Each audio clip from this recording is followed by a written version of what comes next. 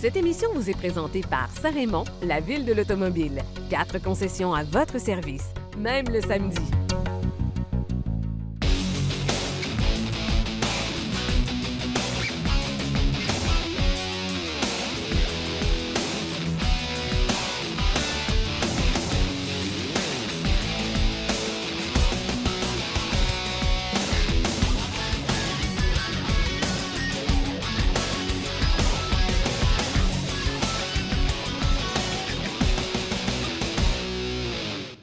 Bienvenue à Virage. Aujourd'hui, on vous propose une émission spéciale sur le Salon de l'Auto de Détroit 2018.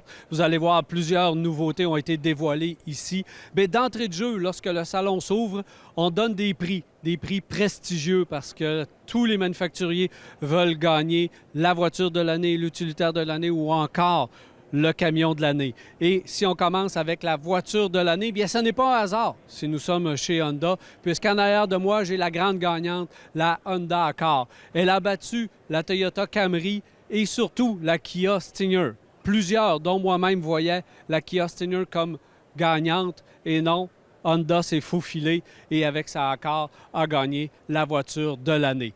L'année débute bien chez Honda, mais elle avait aussi bien terminé, rappelez-vous, parce qu'au Salon de l'Auto de Los Angeles, on avait dévoilé la voiture verte de l'année, c'était la Honda Clarity. Alors, ça va très bien chez Honda par les temps qui courent. L'utilitaire de l'année, cette fois, il y avait le Stelvio, il y avait la Odyssey et le XC60 comme finaliste. Eh bien, c'est le XC60 qui s'est mérité le prix de l'utilitaire de l'année. Là encore, je voyais peut-être l'Odyssey ou le Stelvio, mais le XC60 est un excellent choix. Camion de l'année, bien, il y a des polos. L'Expédition chez Ford, le Lincoln Navigator et le petit Colorado qui, malheureusement, n'a pas fait le poids. Et c'est le luxueux Lincoln Navigator qui s'est mérité le prix de camion de l'année. Alors voilà pour les finalistes et les gagnants. Maintenant, allons découvrir ce Salon de l'Auto de Détroit 2018 en compagnie de Marc Bouchard, bien sûr.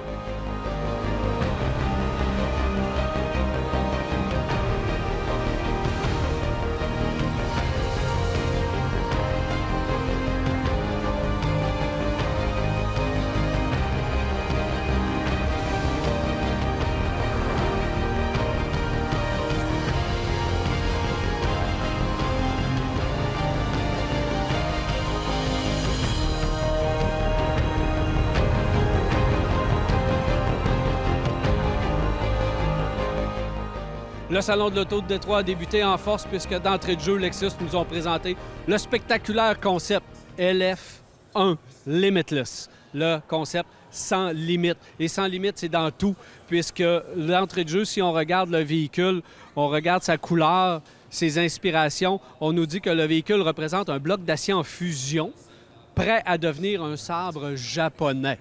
Et le sabre japonais, ça représente la perfection. Alors, on utilise l'acier et le travail de l'acier pour représenter ce véhicule. Et on n'a que regarder sa partie avant qui est tout à fait spectaculaire. On n'a que regarder les phares, les LED et la façon dont on a placé les feux de jour également rétroéclairés qui représentent l'acier en fusion qui éclate. Alors, c'est vraiment éclaté, mais très réussi. On n'a qu'à regarder aussi les feux arrière qui ressortent complètement de la carrosserie, qui sont aussi tout à fait spectaculaires. À l'intérieur, on a aussi placé des éléments tout à fait particuliers. Lorsqu'on regarde le bloc instrument, par exemple, c'est un tout petit bloc instrument, mais comme c'est des caméras en guise de miroir, bien, les miroirs, on les a comme placés à l'intérieur du véhicule. Donc, c'est très près du bloc instrument. Au niveau sécurité, c'est vraiment très bien. Mais ce concept est sans limite parce qu'on veut développer un concept qui va être capable, ou une nouvelle génération de sport utilitaire qui va être capable de recevoir n'importe quel type de motorisation.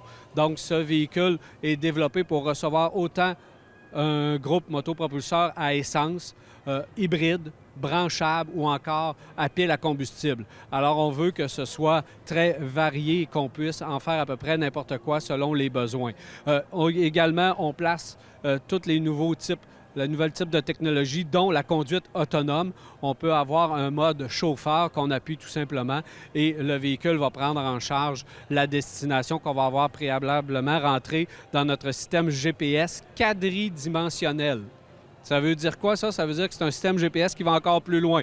Le système GPS prend en charge toutes les données du véhicule les données du GPS, prend en charge aussi parce que c'est un véhicule branché. Donc, il va savoir la circulation, la destination, le temps que ça va prendre pour se rendre à la destination. Il va pouvoir changer la destination, il va pouvoir proposer des arrêts repos. Donc, si c'est trop long, on va dire, bien là, il y a un restaurant qui, selon vos préférences, vous pourriez aimer. On pourrait arrêter là pour recharger le véhicule, se reposer et ensuite reprendre la route. Alors, c'est assez spectaculaire. On va aller très, très loin avec ce nouveau concept. Mais ce qu'il faut retenir avec le LF1 Limitless, c'est que c'est un véhicule qui va servir d'inspiration pour les prochaines générations de véhicules chez Lexus.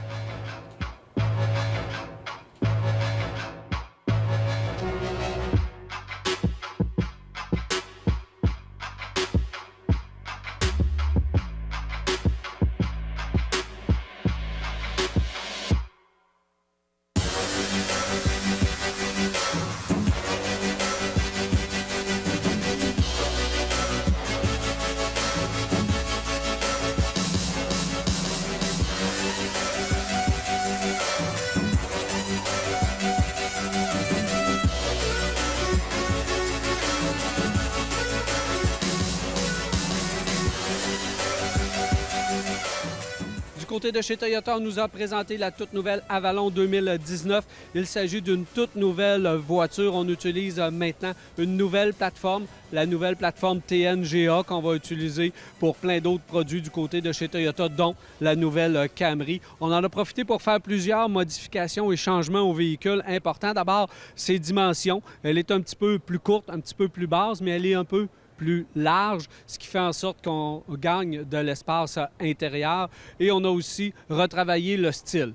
Bon, l'Avalon était une voiture de mon oncle, il ne faut pas se le cacher. C'était pas vraiment excitant par le passé, mais là, regardez ça.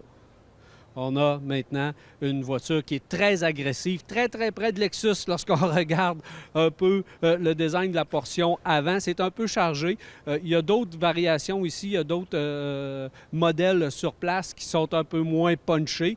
Mais si vous voulez avoir un véhicule un peu plus punché, un peu plus moderne, si on regarde sa calandre avant, ses phares qui sont maintenant un peu plus effilés. Sur le côté, on reconnaît l'Avalon, mais c'est bien travaillé, c'est sobre. Et à l'arrière aussi, on a réussi le design des feux, l'intégration du coffre et du pare-choc. Donc, on a retravaillé quand même passablement le design du véhicule qui est beaucoup plus actuel, beaucoup plus moderne et qui fait moins mon oncle, il faut le dire.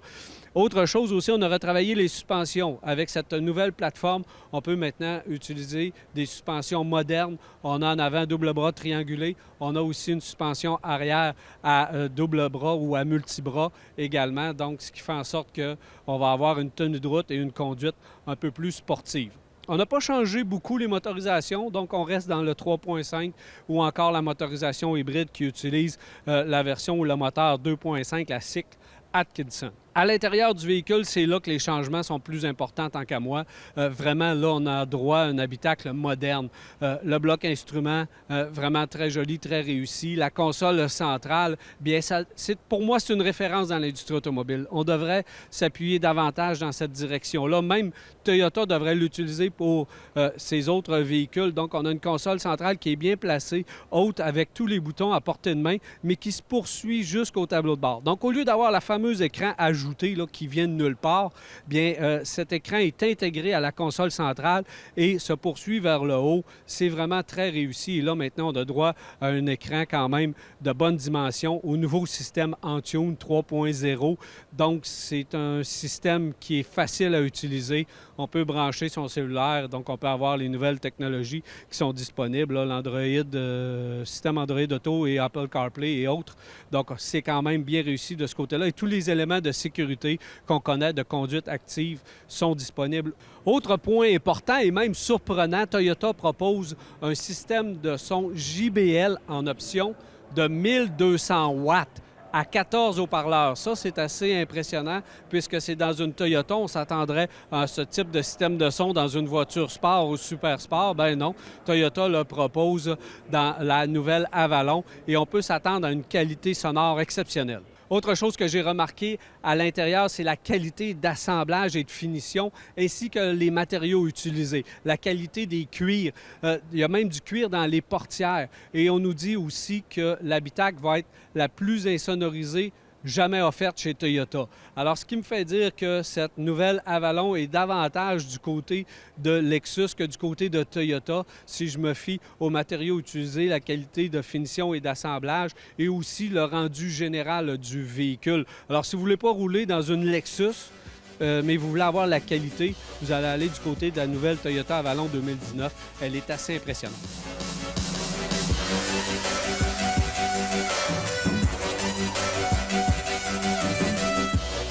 On sait que du côté de chez Toyota, on travaille à la venue d'un nouveau sport utilitaire.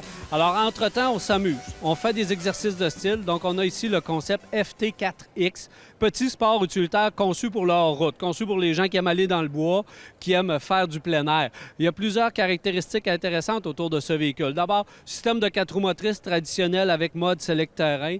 Comme motorisation, on dit que ça peut être hybride ou ça peut être électrique ou ça peut être encore un moteur à essence, un petit 4 cylindres.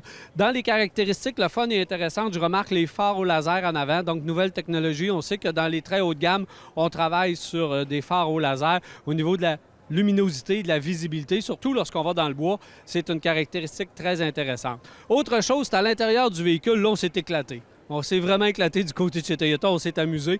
D'abord, la console centrale, c'est un sac de couchage North Face qui fait guise d'appui-bras. Ça, déjà, c'est assez extraordinaire.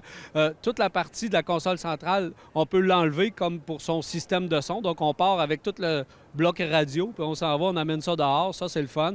La tablette ajoutée, vous savez, l'écran multifonction du véhicule, bien, c'est une vraie tablette qu'on peut enlever. Donc, c'est un vrai iPad. Donc, ça, c'est aussi quelque chose qui est vraiment le fun. Comme on va dans leur route, on fait du camping, peu importe, on a besoin de breuvage. Alors, les poignées de porte, c'est des bouteilles d'eau qu'on peut enlever, partir avec et les remettre en place. Donc ça, c'est quand même assez impressionnant. Le plafonnier, la lumière de plafond, c'est aussi une lampe de poche qu'on peut retirer, qu'on peut partir avec. À l'intérieur aussi, à l'arrière, il y a différents rangements un petit peu partout avec différents types de couleurs pour dire quel type de rangement. Le plancher, il est modulable aussi, donc on peut enlever des panneaux de plancher, l'étirer, l'allonger, s'amuser avec ça. Et dans les portières arrière, ce qui est vraiment le fun et intéressant, c'est qu'on ouvre les portes arrière. Au lieu d'être un haillon traditionnel, c'est 2 portes. Et dans chacune des portes, il y a des compartiments de rangement. Un compartiment chauffé pour le chaud et un compartiment froid, donc pour les breuvages, etc. Alors, c'est le fun. C'est un véhicule concept. On s'amuse du côté de chez Toyota. Mais il y a quelques petites caractéristiques qui pourraient être pratiques et intéressantes.